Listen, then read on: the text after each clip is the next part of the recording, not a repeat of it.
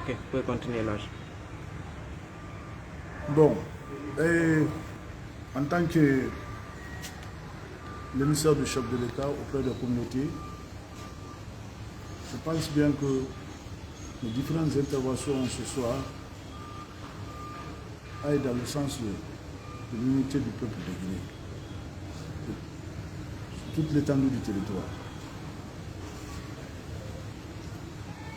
Je demande à tout un chacun d'être patient. Le président fera ce que vous voulez. C'est le moment de pardon. Donc, le vendredi prochain, je serai dans la grande mosquée de Matoto. Je pense bien que cette mosquée est une mosquée de bénédiction d'Allah. Alors, j'appelle sur toute l'étendue du territoire. Je demande à tous les Guinéens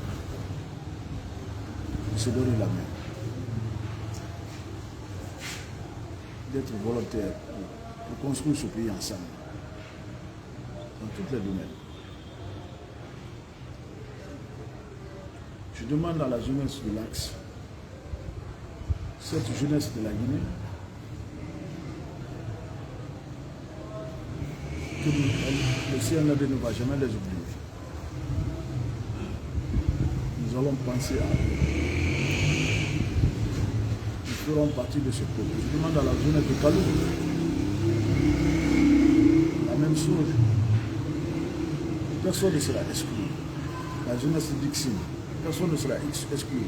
La jeunesse de Matoto, la jeunesse de Matam, personne ne sera exclu. Les 4 régions naturelles. On parlera maintenant du Guinée. C'est pourquoi nous essayons d'installer le Conseil des sages. Ce Conseil des sages va nous permettre de s'en sortir dans ces différentes crises dans les régions. Ces coordinations qui sont là, nous allons les fédérer. Quand nous arrivons à les fédérer, nous pourrons aider le peuple de Guinée en général.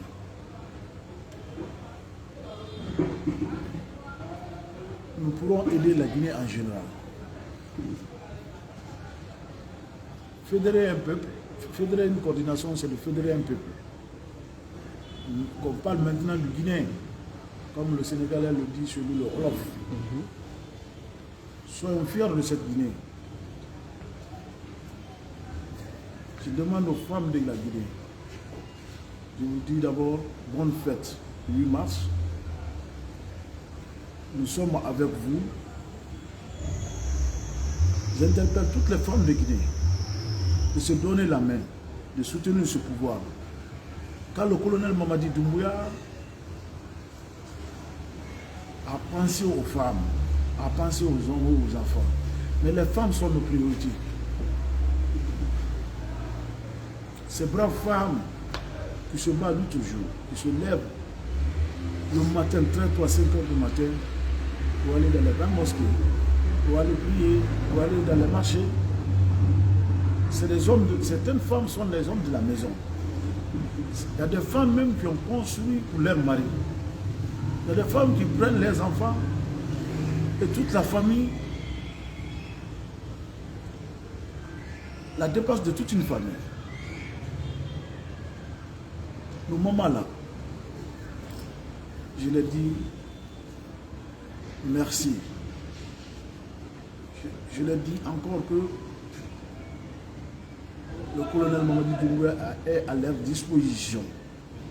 La porte n'est pas fermée pour personne et nos mamans sont plus considérées. Et la jeunesse en ensemble. Les sages, je leur demande aussi de donner des conseils, d'arriver à informer le peuple pour aider le pouvoir en place à s'en sortir. Alors, tout à l'heure, vous vous adressiez aux leaders politiques. Quel message avez-vous à leur donner? Le message que j'ai à l'endroit des leaders politiques, c'est d'abord le pardon, d'accepter le pardon.